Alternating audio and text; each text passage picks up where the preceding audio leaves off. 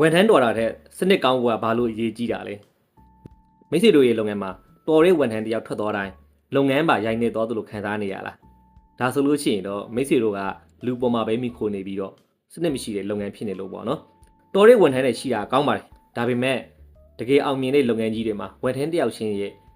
ထူးခြားမှုအပေါ်မှာတိဆောက်ထားတာမဟုတ်ဘဲနဲ့တာမန်ဝန်ထမ်းလေးတယောက်တောင်ထူးထူးရှန်ရှန်အလုပ်နိုင်စေမဲ့စနစ်ဆိုတဲ့ system ပေါ်မှာတိဆောက်ထားတာပါတကယ်စနစ်ကောင်းဆိုတာကဝန်ထမ်းတယောက်ထွက်သွားရင်တော့မှနောက်ထပ်ဝန်ထမ်းတယောက်က SOP ကိုထည့်ကြည့်ရုံနဲ့တင်အလုပ်ကိုပုံမှန်အတိုင်းဆက်လုပ်သွားနိုင်တာကိုဆိုလိုတာပါလူကအလုပ်ကိုလုပ်တယ်စနစ်ကလူကိုပြန်ပြီးစီမံခန့်ခွဲတယ်ဆိုတဲ့ပုံစံမျိုးပေါ့ဗျာဝန်ထမ်းကောင်းကိုပဲလိုက်ရှာနေမယ်အစားဘသူပဲလာအလုပ်ဖြစ်မဲ့စနစ်တစ်ခုကိုအရင်တိဆောက်တာကမိတ်ဆွေတို့တဲ့ပို့ပြီးတော့ကောင်းလိမ့်မယ်လို့